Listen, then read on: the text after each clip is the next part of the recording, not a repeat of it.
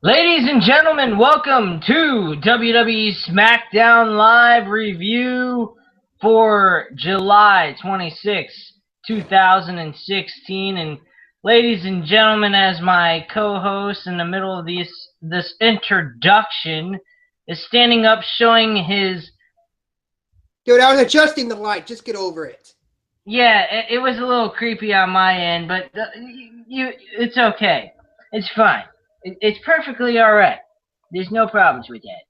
Soon enough, you'll start Oh, bringing nice in to meet you, Philip, Bill. wrestling reviewer, out of me. And what's that, Matt? Hey, nice to meet you, Phil. I'm glad you took Bruce and took him out the pasture and you finally pulled the trigger. Yeah, it's making me kind of go crazy, a little cuckoo. But anyway, let's get on with the show, the review, and the overall aspect of this program. All right, so SmackDown, my personal opinion, and then I'll get you yours.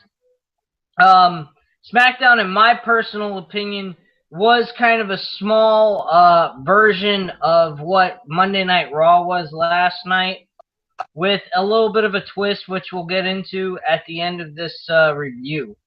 They also announced finally at this point, pretty much practically almost last minute, Backlash being a SmackDown pay-per-view for September 11th, which is actually the first week of the NFL football season, if you can believe that or not. But hope that doesn't lower the viewership for Backlash when people are focusing on the NFL. well, no, this is going to be shown after the NFL games in the afternoon are over with. So yeah. You're not going to have to worry about that. Anyway, so basically we go ahead, we get the introduction. Except, the night game. Well, except for the night game, that is. That's what I'm referring to. Oh, okay. But here's the deal on all this. So we pretty much get the same overlay template format of what Raw did. They had Daniel Bryan, Shane McMahon, but in the beginning segment, they kind of had them luring the camera guy out to the arena where all the audience was, talking about how things are going to be different on SmackDown in comparison to Raw, which, to be honest with you, Raw was very, very different than it has been over the last couple of months and years, actually.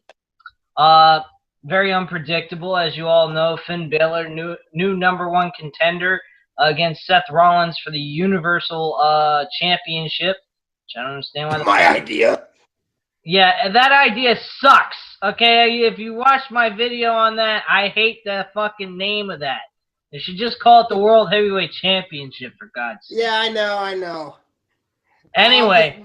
Like I mentioned to you last night, back when I was playing the old school universe modes on the old games, creating my own wrestling association, I basically called my heavyweight title that, so I felt like the idea got stolen on me by Mick, but what are you going to do about it? No, don't worry about it. Just go to the WWE.com and rant and rave how they stole your idea off of WWE Universe. Yeah, I agree.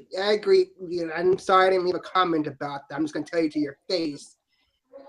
They honestly should just refer to it as the heavyweight title, and calling it the Universal title, it kind of scares me exactly what it's going to look like. Yeah, I'm hoping it's going to be a cool design. Maybe something similar to the WCW World Championship, hopefully. But give me your overall opinion about how SmackDown and Raw, how they kind of... Just overall opinion about SmackDown. What do you think of it? I like how, like you said, Shane and Bryan coming out to greet the fans with the camera and all that, then having the entire roster on the apron instead of on the stage, it made them feel like they're gonna...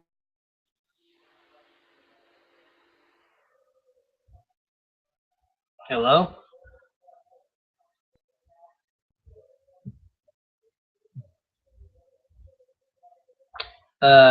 I think Matthew got disconnected. I don't know what the fuck happened there. That's a bit weird. Hmm. This is very strange. Well, uh, while we're going ahead and trying to figure out what happened to Matthew, we'll go ahead and continue the show without him because I got to be up in the morning for my job because I work and this don't pay the bills. Anyway, until he gets back on. Ah, there he is. What the fuck happened to you? I had some sort of calling error. My thing just shut off. Jesus Christ. So what were you saying before you were rudely interrupted and decided to leave the show and then decided to pop back in? Oh, for one thing, it looks like are we on air? Are we on air? Yes, we are on air, smart one. We're live, just like Smackdown was.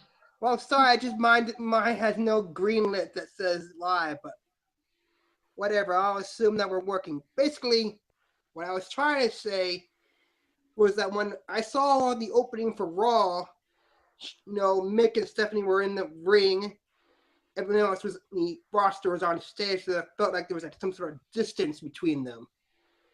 No, it's just Stephanie making herself seem more important than the rest of the main roster. No, I understand. Yeah. That's pretty basic. But what my opening on SmackDown was that the roster was on the aprons, so it felt more like they were going to be more hands-on with each other. So they're going to be working closely, make sure everyone gets their fair shot.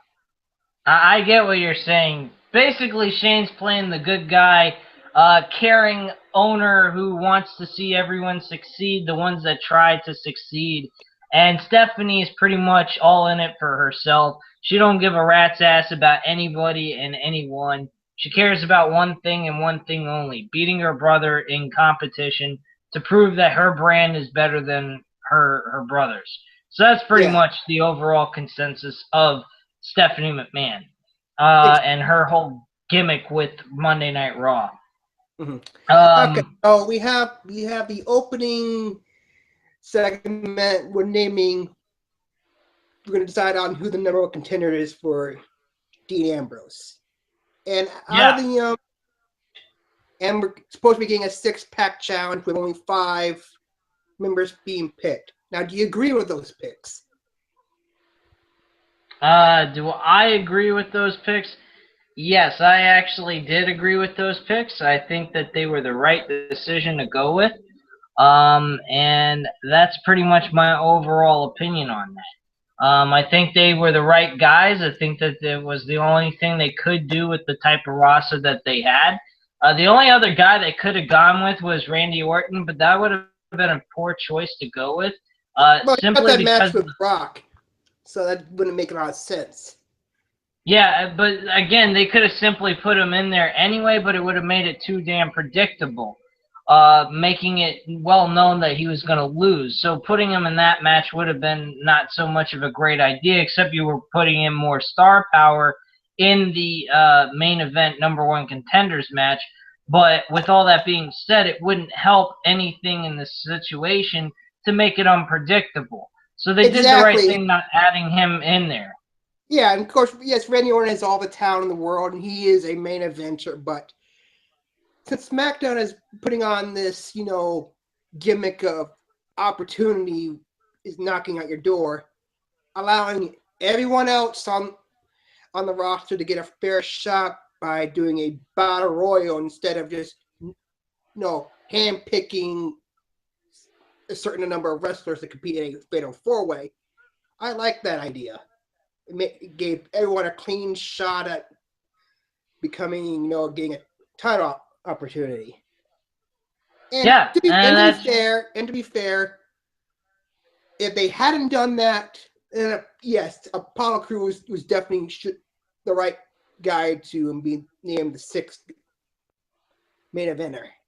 Yeah, and I agreed with that. I think that they went with the right decisions on those people because, quite honestly, the roster is smaller than Raw, number one. Number two, those 6 guys are going to be the main top stars for for SmackDown. I really believe that outside of Randy Orton.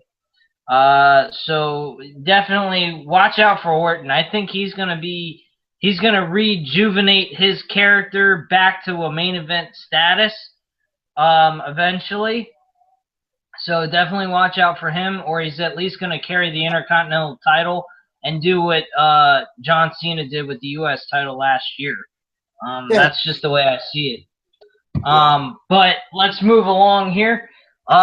So after that, we had Apollo Crews win the Battle Royal to determine the sixth man in the six-pack challenge. From that point on, let's see here. Just moving through the results here. Okay, Becky Lynch and Natalya, for God's sakes, this match went on too fucking long, number one. Number two, it weakened the show. And I really disliked this idea, and I thought it was the fucking worst thing they did for this freaking show. And then on top of it, after the match was over, they're adding in this chick, the next chick after that, after that, I understand where you're going with, and I kind of someone agree and someone disagree with you. For one thing, it's fair to have, the rematch from the following night. So that's fair, and giving Becky Lynch, the win, that's fine. But yeah, having all the other divas come out saying, they're gonna be the top picks, the top divas on SmackDown. But the problem is, there's not a title anymore. I mean, unless they bring back the divas title, or like you mentioned in earlier shows, that if the women's title is going to be jumping back and forth from Raw to SmackDown. That's what they should do. Look, and I'm going to clear the air here. I truly believe that SmackDown and Raw, for both the women's and the tag team titles, should be placed on both shows. And what I mean by that is they start a program with one guy or one female, they do their thing, they get it taken care of, they go as long as they want, and then once they're done, they move on to the next brand, which would be SmackDown or Raw, whichever one they decide that they started off with first, and then switch over to the other brand. Go from there, and there you go. Yeah, I hear what you're saying. And the joint pay-per-views, not to mention, will always have the women's and tag team titles, since those are going to be all together, so it don't really make a difference. Then on top of it, you're going ahead and women's title and tag team titles, if you don't have them on a pay-per-view, it's not the end of the world, You have room for rivalries, number one contenderships, for the women's and tag team title. And you can do other things and add in more important matches than just about titles. You could add in rivalries, things of that sort.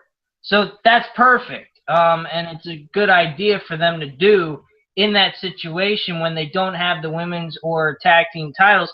And on top of that, they could have one program going on one brand for the tag team title as a women's championship, and have the other title on the other brand for that program, and do the same thing for that. So I mean, pretty much to summing up, the champion, whether it be tag team or women, should go to a particular brand, either defend the title either on a SmackDown and pay-per-view or joint or whatever, and vice versa. Yeah, they shouldn't be.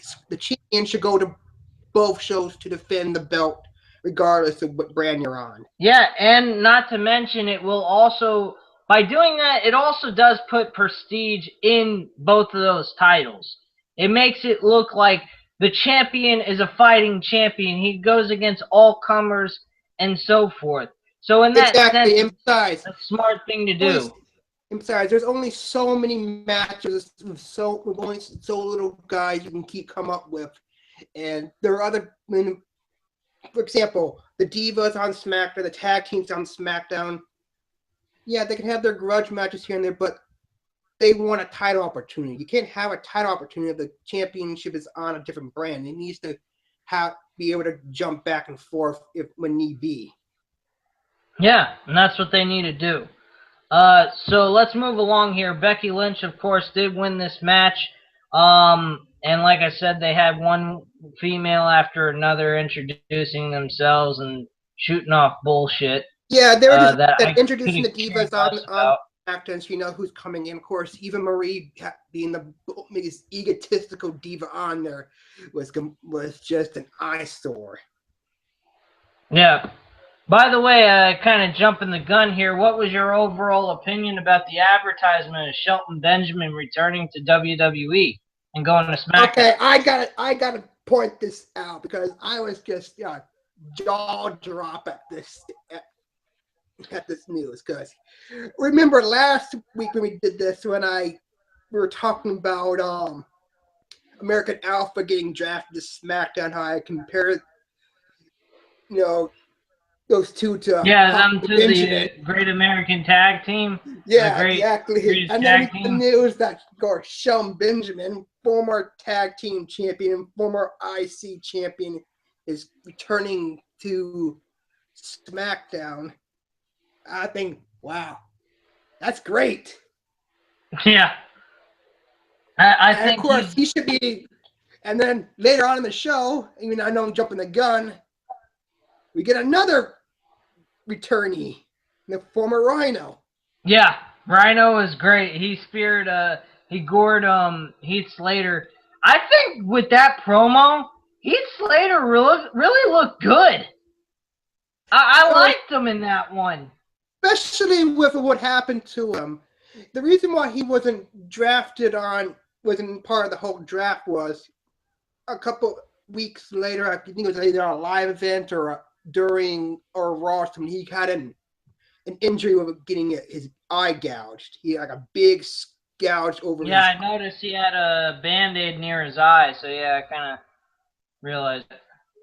And of course, he's not the only one. I mean, the Bella Twins were excluded from the draft because, particular reasons. Triple H wasn't picked part of the draft because he's not that really part of the roster to begin with. Yeah. Ryback wasn't part of the draft because of contract disputes. Yes, we know. No DQ.com. Yeah, I'm just saying, for Heath Slater to come out and bitch about doing a segment where he's bitching about not being on the roster. There are other guys who have a legit reason for not being drafted, and yet why should he be the one complaining about it? We all know he's pretty much going to be set on a show. I got you. I hear you. So that was just a weak segment in order to bring Rhino, who, as they mentioned, has been getting some big pops by competing in NXT. Yeah. So getting back to order here, after Becky Lynch's match with Natalya, we had Miz TV. Oh God, please help me! Oh dear God! I hate him more than Roman Reigns. I wish Miz would just disappear off the face of the earth. And I really wish they would have put the Intercontinental Championship on the line against Randy Orton, and Randy Orton taking that belt away from the Miz tonight. I absolutely fucking hated this segment outside of when Randy Orton finally showed up and talked his shit and did his skit. Randy Orton, get off of Miz. I don't want to banter and ranter about Miz, because quite honestly, we both can't stomach the fucking bastard. He's annoying, he's stupid, and there's nothing to be said about him. He's a waste of time and a waste of air and space. Randy Orton, I don't know if you noticed this, but Randy Orton has seriously turned a little bit of his character. He has a little bit more charisma. He has a little bit more comedic side of himself, and yet he's still the Legend Killer, the Viper. And it seems like he's got a mixture of both of those characters in one. Yeah.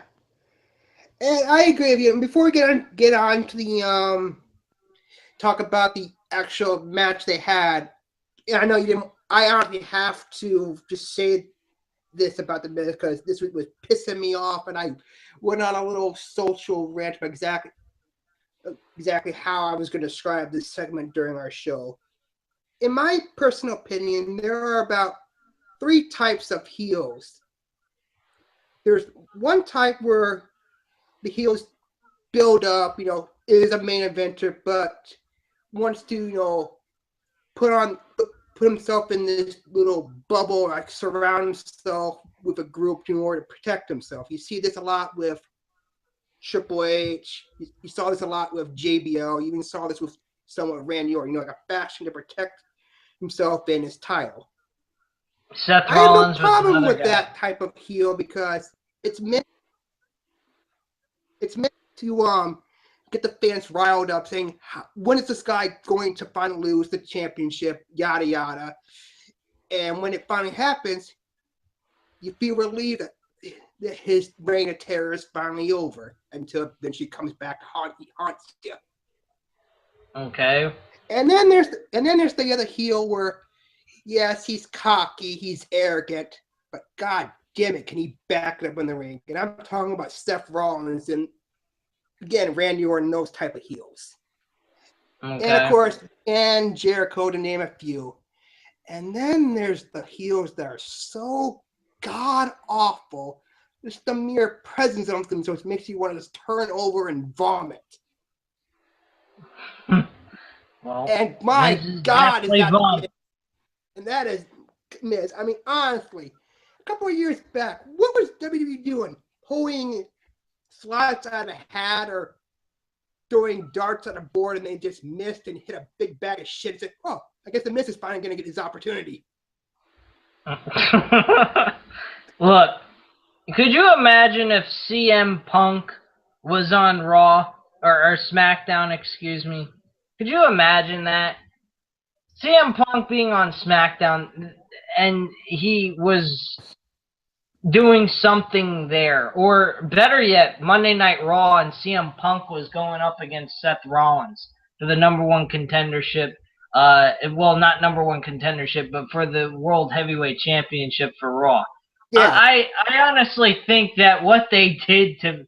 and the reason why I'm bringing up CM Punk is because CM Punk almost left WWE back all the way in 2011 because of this, because of Miz being the main eventer of WrestleMania 27 with John Cena.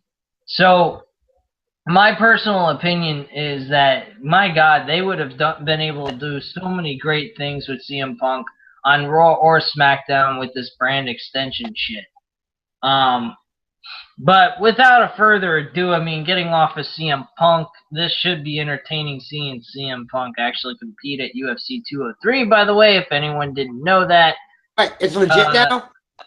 Yes, he is actually competing at UFC 203 in September against Mickey Galley, I think his name is. He's a white kid, and this kid may lose to him because he's taking CM Punk kind of lightly. He thinks he can beat CM Punk's ass. Because he's just a former professional wrestler. He has no business being in the octagon. Yeah, and everyone's the same thing about That's pretty much the attitude. And I don't care how bad CM Punk may be, training for this fight. If this guy takes CM Punk lightly, CM Punk might beat him. Well, CM Punk, that's all I have to say. He used a lot of MMA style when he wrestled. I mean, he delivered kicks. He delivered a lot of punch blows. I mean, he can put you in a submission hold. I mean, Punk can fight you. So this guy is pretty much, if he's taking Punk lightly, there's only three words to describe what's going to happen to him. What's that? Go to sleep. That would be funny if he actually did that maneuver in the fucking middle of the octagon in a real fight. That would be hilarious. He picks him up on his shoulder, puts him up in the air, and knees him straight up in the face. That would be fucking funny as shit if he does that. That would be hilarious. Well, it's not like it's an F5 still. I mean, he possibly could put him in a fireman carry, then kick him in with his knee. Yeah, I don't see that happening though. That's just retarded. Yeah, I know. I mean, of course, Um, the only thing I can see, the only reference I can make out of Punk when the UFC was from his video game debut. That's all I know. yeah. Okay, so Miz and Randy Orton Miz got suckered into doing a match because Randy Orton told him apparently somebody's got the role of pitching and catching Yeah, and completely off here. he made a kind of a very obvious, dirty joke of Miz playing with himself. Yeah, I think that was a very good deal. I think that was very much like they were trying to make it a little bit more adult for people that are actually watching this show, and they're trying to appeal to a lot of the hardcore wrestling fans and people that just want a realistic, dialogue and not sounding like fucking children. And Well, I yeah, can because I mean, the appreciate New that. Day, I liked it. same thing. I mean, look at all the innuendos that New Day comes up with. Yeah, but they're also childish too. So, Yeah, but well, dirty it's jokes not a are big. childish. But anyway, Miz and Randy Orton, what was your personal opinion of this match? Despite the fact that we both hate Miz, how did Okay, you think both of them did? overall, I give it at least the 3 because it was a good match. Obvious results. I especially like the 2 RKO's back to back. But Miz Gorsh can't really say much because he's just being a whiny little bitch trying to get it out of the match to begin with. Yeah, and I liked it too. I thought that this match was very decent. I give it a 3 out of 5 stars, most definitely. Randy Orton had a nice return debut match Did you get 5 to star? Did you give this 5 WWE stars? SmackDown. No, 3 out of 5 stars. Oh, okay. 3, not 5. You broke it. You kind of broke up, so I didn't hear the 3. I just heard 5 stars. Oh. Yeah, it was 3 stars, Matthew. There's no fucking way with Miz at all being involved in any kind of match would this match ever be a 5-star match. No fucking way in hell. all Alright, so we get a advertisement of American Alpha, Chad Gable, and Jason Jordan. Good little promo there to give a little insight about these two guys and giving people the idea of what they're all about, even though they have been on NXT. It's just to inform people that haven't watched NXT what they really are and what they're all about, which is very smart of WWE to do that in that case, because not too many people are familiar with these two guys. I've only seen them about once or twice, so I'm not too familiar with them either. But their best matches I've seen them on NXT was their match on TakeOver when they first won the tag team titles. That was a great match. And then a couple of weeks later, they had a rematch in a 2 out of 3 falls, and it's very hard to determine which match was better. I mean, you had Jason Jordan Gable win the first fall by basically a double ankle lock. An ankle lock in the middle of the ring, and then one on the outside of the ring, and both of the members of the Revival tapping out. Yeah. And then you have them the Revival win by the second fall, but with a another submission hold. I think it was an inverted figure 4 leg lock. Yeah, I know. I mean, they're good, and they're gonna make some people. They're gonna impress some people. I think they're really going to make people very entertained by their in-ring work. And I definitely see them doing something in WWE and eventually later on in the next year or two becoming tag team champions. So definitely on that. If again the tag team titles get shifted to both brands, but yeah. Yeah. We already talked about Heath Slater. There is one topic on this subject that I was a little bit kind of ticked off about that I thought was retarded. Heath Slater comes out, talks about how why wasn't he signed by either Raw or SmackDown, and Shane McMahon came out and said, why don't you send in your resume? Why would he have to send in a fucking resume? He's part of the company already. He's a hired employee. He's a talent. What is he gonna say Yeah, on his fucking resume? that was just kind of filler bull. Yeah, that was kind of filler bull or something. And it didn't make any sense and all. But I mentioned this earlier because I guess they didn't really figure they draft him because of his. They didn't know how bad he would wrestle with that injury, so they just left him alone until he healed up. But I guess he's just going to stay Yeah. on SmackDown so he didn't even make an appearance on Raw. Yeah, that makes sense. Waste this segment in order to introduce Rhino. Yeah. I think that was really cool, actually. But moving on to the main event. Okay, before Ladies we get and into the gentlemen, main event, did you like the little promos that each competitor made? Or do you I notice think this guy? some of them were good. Some of them were good, like Dolph Ziggler's was really good. I thought he was going to fail absolutely. Well, I'm not going to get into that until we get into it. But AJ Styles he was a bitchy, whiny, complaining person. I didn't understand that. Bray Wyatt was actually his own. He wasn't even pre-recorded. He was just pretty much Yeah, doing his own thing, like his introduction before he walks to the ring and does his entrance. Baron Corbin was pretty bland, but he was pretty straightforward and to the point, which was simplistic and good.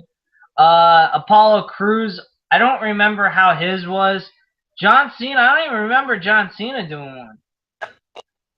I don't think so either. Cause I watched the entire show and I didn't see Cena, so I guess they were picking out a few of them. But yeah, Yeah, and about the what I like most about this brand split is everyone who was getting pretty much shuffled out of main event spots, even though they had been built up to be in that be main eventers, are finally getting their opportunities. Bray Wyatt, who I felt has been just getting shafted for years, is finally gonna possibly get a title picture, getting the title shot that he deserves, and he was my pick to win. yep, same here. But I really thought that Bray Wyatt was going to win, and he's actually was the best heel out of everyone that's a heel in this match to face Dean Ambrose. And Vince McMahon, he did something shocking. He flipped the fucking script on everyone. He not he just also flipped the didn't table, saying, "No, We're not yeah, just having a face versus face match. We're gonna give you Dolph Ziggler to face for the World Heavyweight Championship against Dean oh Ambrose. dear God!" And honestly, the last time, when was the last time Ziggler was in a, you know, World title match? yeah, wasn't it back Uh, when he lost it to, Del Rio Del for Mr. Rio. Clinton? Yeah, it was to Del Rio. He faced Del Rio at Money in the Bank in 2013, where he competed to try to regain the world title back. So, And AJ Lee fucked him over. so 3 long years. Long overdue, man. Not to mention on a long-ass fucking losing streak. Mostly. With a couple of wins here and there. So with I him know. getting that, that was a freaking blessing in disguise for Dolph Ziggler. If you expect Dolph Ziggler to beat Dean Ambrose, you're out of your freaking mind. Really. There is no way in hell Dolph Ziggler is winning this match. He's going to get a good shot. He's going to get an awesome match with Dean Ambrose. He's going to lose to a champion, not to somebody that he's going to job out to and make look good. But No. with all that being said, that definitely defines his uh his level within SmackDown. He is definitely going to be somewhere along the line a champion once again. And I kind of see where WWE is going with this. I mean, when he suffered his concussion, that was pretty much WWE's way of trying to, give Ziggler time to recuperate, heal him, not put him in a lot of tough matches. They gave him the IC title a couple of times, but at one point in 3 long years to turn Ziggler into a jobber. That was just hard to watch, even though he wrestled every single night, both Raw and SmackDown.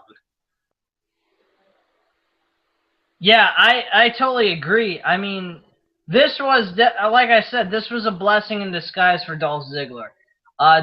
This is long overdue. Dolph Ziggler deserves a main event spot. I don't see the WWE World Championship being the main event. I really don't. Yeah, and again, when you look at the card of the 6 competitors, we knew Cena and AJ weren't going to win because the most likely they're going to compete one more time at SummerSlam. Apollo Crews, as good as he is, just seems just a tad too green for me to get a title shot. No, and AJ or John Cena winning the match can't happen because they want to have that's what I'm saying. AJ and John Cena face each other. Yeah, no, that's exactly what I'm saying. Those two we knew weren't going to win. They'll make the match look good, regardless who you root for. But those two weren't going to win because they're going to face each other at SummerSlam. Apollo Crews, though, I feel is just a tad too green to get a title shot. Maybe a couple of months or so. Here's what I feel should happen. I feel at SummerSlam, Apollo Crews and Baron Corbin should go one-on-one in a scheduled program match that should go on all the way through till Backlash. Yeah, I like that. Same thing with Baron Corbin. Yeah, he won the Andre the Giant Battle Royal. And again, absolutely no disrespect to Andre, but honestly, that trophy means jack shit. Yeah, I agree. That trophy hasn't been given the prestige it deserves for it to mean anything. Yeah, I mean, we thought Cesaro might get something, but no. All he got was a pointless rivalry split with, Jack Swagger, who broke the trophy over his head or whatever. And Big Show is to be honest with you, talking about that is fucking meaningless. That trophy honestly means nothing. So I know Baron Corbin wasn't going to win the match. Here's what I see happening here.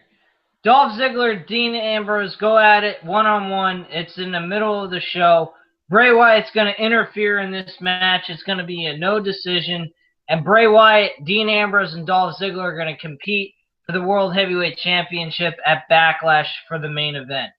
Apollo Crews, Baron Corbin's going to happen one-on-one at SummerSlam. AJ Styles, John Cena, SummerSlam. Seth Rollins and Finn Balor, we already know, for SummerSlam. I think probably we might see Roman Reigns go one-on-one with Chris Jericho. I think that probably would be a good idea to do, in a sense. Since Jericho and Roman Reigns, I don't think have ever had a one-on-one match at a pay-per-view event, giving Roman Reigns some meaning and worthy of being on the fucking pay-per-view at all. The tag team titles should be on the line against the club since they've already started this whole attack. So the club should lose. I don't give a fuck what anyone says. The club should lose to the New Day. The New Day need to lose the tag titles to Enzo. Unless they make it a triple threat match, tag team title match for Enzo Amore, the club, and the New Day to compete for the tag team titles, and Enzo Amore and Cass win the tag titles. That's the only way I see that working out possibly. Yeah, I hear what you're saying. That'd be good. Make it a triple threat ladder match. And here's the other thing I said on Raw, not to give you a spoiler, Matthew, for my Raw review, but I think the women's titles match, to make this seem more important than the Raw match, even though the Raw match that they had was outstanding and superb, they should have a first ever on WWE programming of all time. Iron Woman? No, Iron Woman? Sasha Banks versus Charlotte for the Women's Championship in a steel cage match at SummerSlam. Damn! That's what they need to do. Yeah, because really, I'm sure you mentioned this in your review, and I'll look at that later, maybe later tonight or whatever, but I have no idea why they had that match last night. I mean, that was pay-per-view quality match they gave away for free. I'm happy that I'm happy Sasha won, but great. It filled. Hold on. You want to know the difference between what Raw was and SmackDown was? Raw was filled with non-stop action going on for 20 to 30 minutes for each match. SmackDown was like, it was surprising. There was some good matches, but the problem was there was too many dumb talking segments. Not enough storytelling within the ring with good matches. That's the problem with SmackDown that I noticed. I did not like the whole segment after segment after segment. It felt like I was watching a Monday Night Raw episode from last week or the week before or so forth. Yeah. I get what you're saying. They didn't need to do the whole segment to have their thoughts on their opportunity and whatnot. They could have cut those out. I'm not bitchy about that. What I'm bitchy about is the whole Miz TV thing for like 20 minutes. Becky Lynch and Natalia's match was a complete crapper. It was fucking boring, and it was already done on pay-per-view. Why do that? Again, I mentioned this earlier in the show, but that was just the redeeming rematch, and that was just a way of save it for SummerSlam. You don't need to put that fucking match on television, waste up time and space. Yeah, give somebody honestly, give something else to watch. I would. Yeah, you kind of do, because I would have better off if it was on SmackDown and build it up again for SummerSlam, but whatever. Yeah, they could have cut a few segments out. They could have, expended more matches, yada, yada. But again, you got 2 hours and you got 3 hours on between the two of them, so you just get what you get. But all in all, okay, now that we've seen both shows, and I'm not sure if you brought this up, but let me ask you, what do you think of the new announced teams? The new announced teams. I love Corey Graves on Raw. I think he sounds great. I think he makes up for the overall lack of talent on Michael Cole's end. So he kind of guides Michael Cole through a good announcing night. And what about Brian Saxon? Brian Saxon seems like with Corey Graves there, he sounds a bit better than what he did by himself with JBL. And Mauro Ranallo, there ain't nothing to be said about that motherfucker. He is the freaking next Jim Ross.